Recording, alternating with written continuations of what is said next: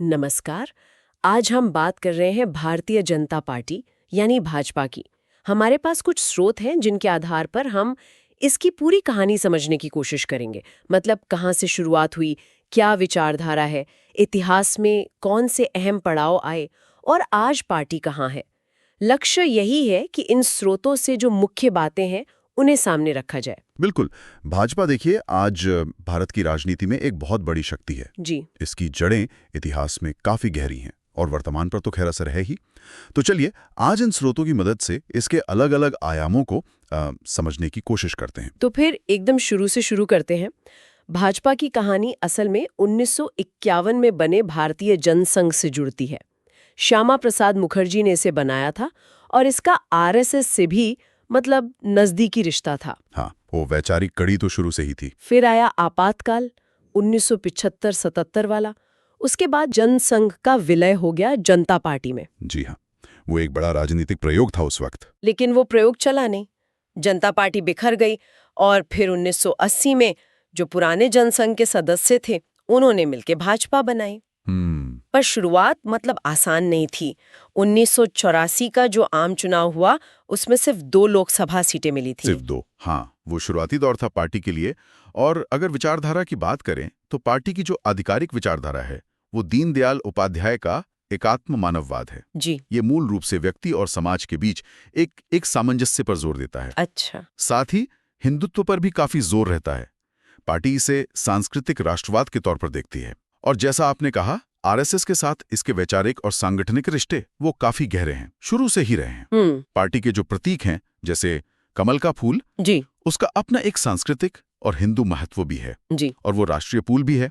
या फिर केसरिया रंग जिसका हिंदू धर्म में खास महत्व है, ये सब इसी विचारधारा को दर्शाते हैं। और पार्टी के उभार में ऐसा लगता है राम जन्मभूमि आंदोलन का एक बड़ा हाथ रहा। हाँ, वो एक बहुत ही महत्वपूर्ण मोड़ था। भाजपा ने खुलकर इस आंदोलन का समर्थन किया। लालकृष्ण आडवाणी की 1990 की रथ यात्रा ने तो माहौल ही बदल दिया था। बिल्कुल, वो यात्रा काफी चर्चित रही थी। फिर 6 दिसंबर 1992 को अयोध्या में बाबरी मस्जिद का विध्वंस हुआ, जिसके बाद देश भर में काफी हिंसा भी हुई। इन सब घटनाओं के बाद पार्टी का जनाधार बढ़ा और 1996 के चुनाव में ये सबसे बड़ी पार्टी बनकर उभरी। हालांकि वो अटल बिहारी वाजपेयी की सरकार वो तो सिर्फ 13 दिन ही चल पाई थी। हाँ, 13 दिन। लेकिन वो एक संकेत था कि राजनीति बदल रही है। इसके बाद आया वाजपेयी युग 1998 में, और फिर 1999 में भाजपा के नेतृत्व में राष्ट्रीय जनतांत्रिक गठबंधन यानी एनडीए ने सरकारें बनाई। अटल बिहारी वाजपेयी प्रधानमंत्री बने। और 1999 वाली सरकार ने तो 5 साल पूरे भी किए। पहली गैर कांग्रेसी सरकार थी जिसने ऐसा किया। सही कहा, पहली गैर कांग्रेसी सरकार जिसने पूरा कार्यकाल किया। इस दौरान कई महत्वपूर्ण चीजें हुई। नई आर्थिक नीतियां अपनाई गई जिन्हें नव उदारवादी कहा जाता है। पोखरण 2 परमाणु परीक्षण हुए 1998 में। फिर 1999 में कारगिल युद्ध हुआ और आतंकवाद से निपटने के लिए पोटा जैसा एक सख्त कानून भी लाया गया। स्रोत इसी दौरान 2002 में गुजरात में हुई हिंसा का भी जिक्र करते हैं और उसमें तत्कालीन राज्य सरकार की भूमिका पर सवाल भी उठाए गए थे। अच्छा, लेकिन फिर 2004 में एनडीए चुनाव हार गई। हाँ, इंडिया शाइनिंग का नारा शायद काम नहीं आया और भाजपा अगले 10 साल विपक्ष में रही। फिर आया 2014, एक बहुत बड़ा बदलाव। नरेंद्र मोदी के नेतृत्व में पार्टी ने लोकसभा में अकेले दम पर बहुमत हासिल किया, 282 सीटें। 1984 के बाद ये पहली बार हुआ था कि किसी एक पार्टी को इतना स्पष्ट बहुमत मिला हो। बिल्कुल, ये एक निर्णायक जीत थी। 2019 में जीत और भी बड़ी हुई और 2024 में भी।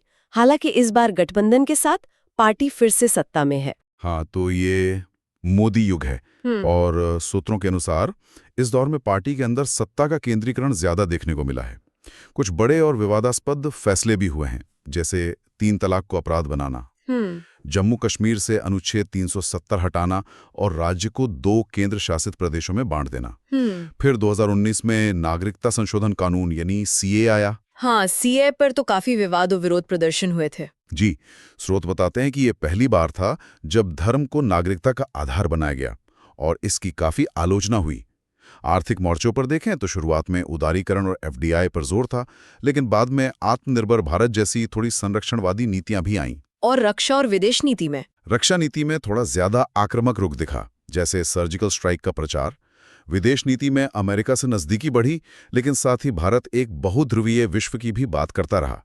यूक्रेन युद्ध पर भारत ने एक तटस्थ रुख अपनाया, जो इसकी स्वतंत्र विदेश नीति को दिखाता है। लेकिन कुछ चिंताएं भी हैं जिनका जिक्र स्रोतों में मिलता है, जैसे कुछ रिपोर्ट्स हैं वीडम इंस्टीट्यूट वगैरह की, जो कहती हैं कि भाजपा शासन में भारत में लोकतांत्रिक मूल्यों में कुछ गिरावट आई है। हाँ, डेमोक्रेटिक बैकस्लाइडिंग शब्द का इस्तेमाल हुआ है। और कुछ अन्य स्रोत भी हैं जिनमें अमेरिकी विदेश विभाग की रिपोर्ट्स या फ्रांसीसी मीडिया का हवाला दिया गया है, जो पार्टी पर गलत जानकारी फैलाने और खासतौर पर मुस्लिम समुदाय के खिलाफ भावनाएं भड़काने के आरोप लगाते हैं। ये बातें स्रोतों में कही गई हैं। अच्छा, अब अगर पार्टी के संगठन की बात करें तो? देखिए, संगठन काफी पदानुक्रमित है, मतलब हायरार्किकल।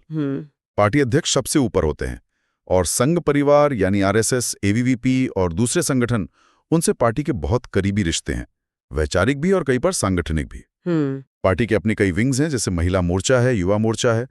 पार्टी दुनिया की सबसे बड़ी सदस्य संख्या होने का दावा भी करती है और केंद्र के अलावा आज कई राज्यों में भी भाजपा की सरकारें हैं। तो कुल मिलाके हमने देखा कि कैसे जनसंघ से ये यात्रा शुरू हुई और भाजपा आज भारतीय राजनीति की एक केंद्रीय शक्ति बन गई है। हिंदुत्व इसकी विचारधारा का एक अहम हिस्सा रहा है और वाजपेयी युग से लेकर मोदी युग तक पार्टी में काफी बदलाव भी आए हैं। जी हाँ, और इस पूरी चर्चा के बाद एक सवाल शायद सोचने लायक है, वो ये कि भाजपा की विचारधारा और उसकी नीतियां, खास तौर पर वो नीतियां जो हिंदुत्व पर आधारित हैं, उनका लंबे समय में भारत के समाज की जो विविधता है और जो इसका धर्मनिरपेक्ष ढांचा है, उसका पर कैसा और क्या असर पड़ेगा। ये एक ऐसा पहलू है जिस पर आगे भी विचार करने की जरूरत होगी।